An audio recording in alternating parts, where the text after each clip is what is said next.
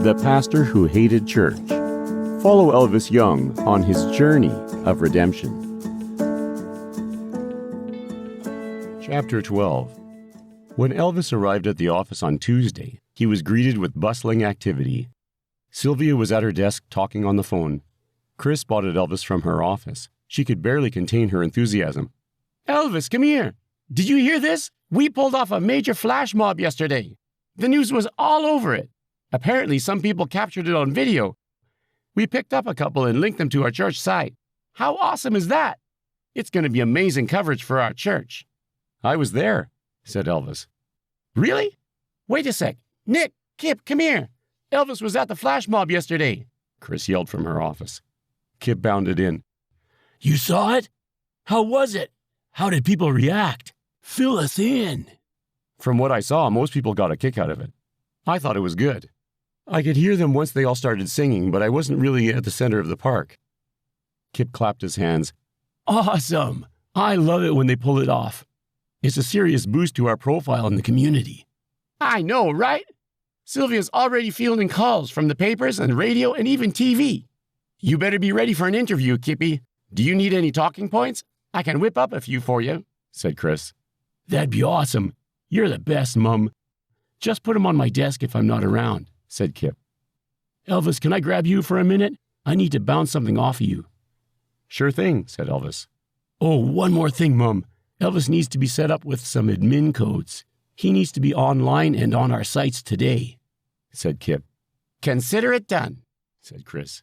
She gave Elvis a wink. Elvis followed Kip into his office.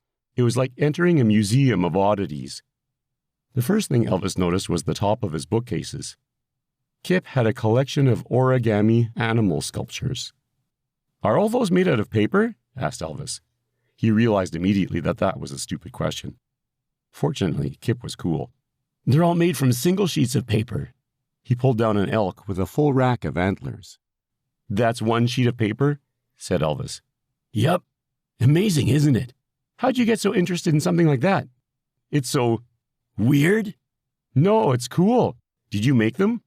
Actually, I did, said Kip proudly. Get out. No way, it's my office. Oh, sorry, I didn't mean it that way, said Elvis. I know, I'm just messing with you. Yeah, I made all of the ones you see here. How'd you get into this? It's a funny story. I was watching this documentary about origami. I know, geek, right? Anyway, I saw this scientist guy who made these amazing animals out of origami, and I just kind of obsessed about it. I wanted to know how he did it.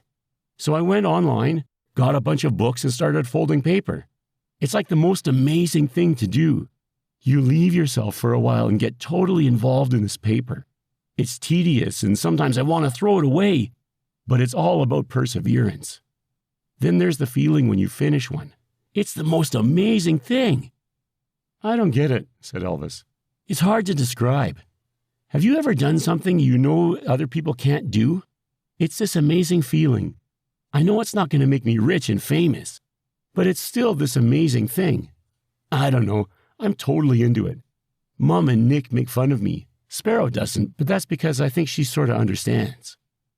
Huh, said Elvis. He was at a loss for words.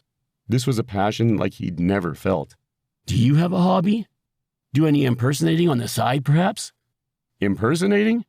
Elvis? You already have the name. What's the story with that? I figure your parents are fans. Maybe take a yearly pilgrimage to Graceland. My parents aren't really into rock and roll. They're not really into music at all, actually, said Elvis. Then why Elvis? I don't know. Why do parents give their kids stupid names? To stand out. Be different. My parents are atheists. They wouldn't give me any name that was found in the Bible. I guess they looked around at unspiritual names and came up with Elvis. It sounds like they're more anti-Christian than atheist. I guess so, mumbled Elvis. So I imagine they're not thrilled with you in this line of work. Not even a little bit. So what are family holidays like? Elvis stared at the origami art, not wanting to make eye contact with Kip.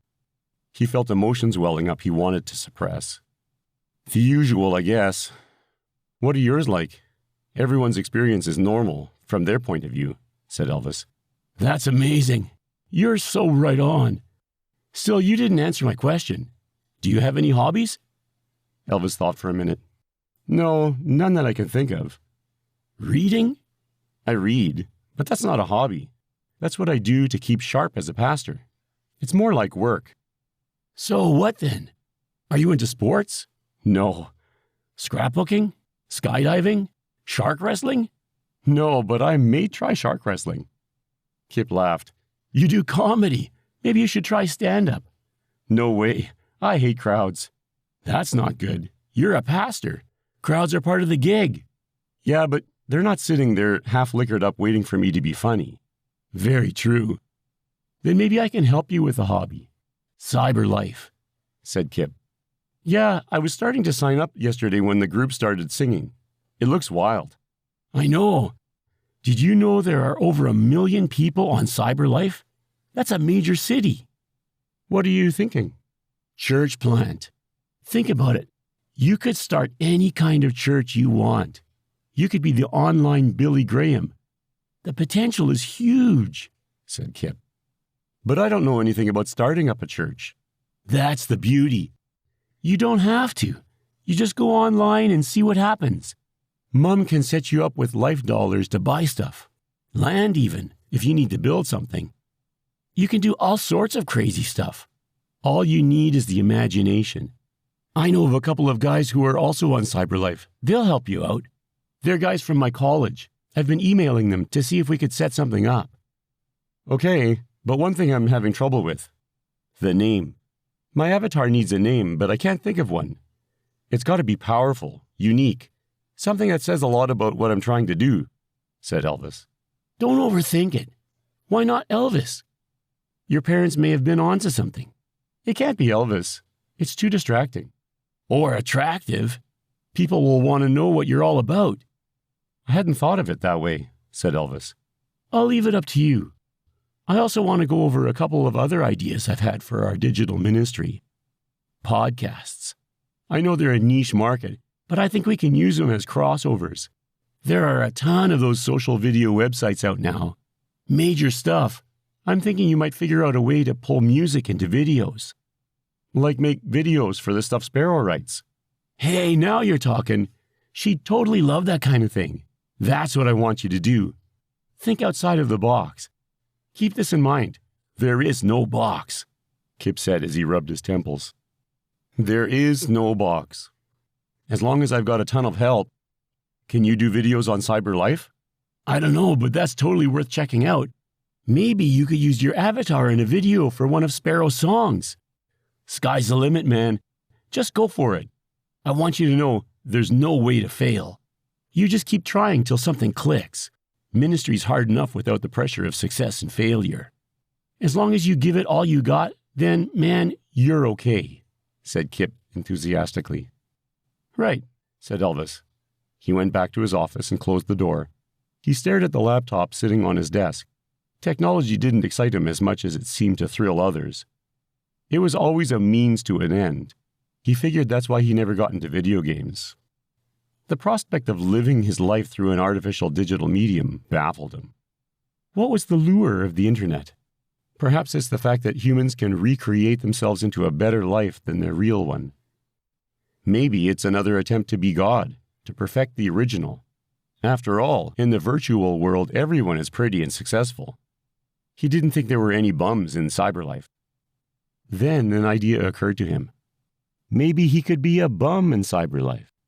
What would a homeless person look like when there were no real homes? How would people treat him? Wouldn't that make him something people are trying to avoid? Elvis fired up his computer. The screen that prompted his avatar name was still up. He typed in the name Hopkins Presley. That was it. He finished the avatar for the table. He logged out and re-registered. This time, he created a homeless man. His hair was long and he had a scraggly beard. It was difficult to find homeless clothes, so he used mismatched clothes instead. That way, at least it looked like he had no other choice. Then he arrived at the name. This would be important. It would let others know his identity. He typed in the name Humble Gus. He looked at the screen before he hit enter. Was this a good idea? Elvis wasn't sure, but he told himself he could always drop the character if it ever got in the way. That argument pushed him over the edge. He now had two avatars. Hopkins Presley was his successful, good-looking virtual pastor, and Humble Gus was his dose of reality in a virtual world. Elvis smiled at what he created. Maybe this was the thrill of virtual online gaming. Thank you for listening to The Pastor Who Hated Church, written by Timothy G.A. Cooper, narrated by Greg Cooper. Tune in next week to hear the next chapter in Elvis Jung's Tale of Redemption.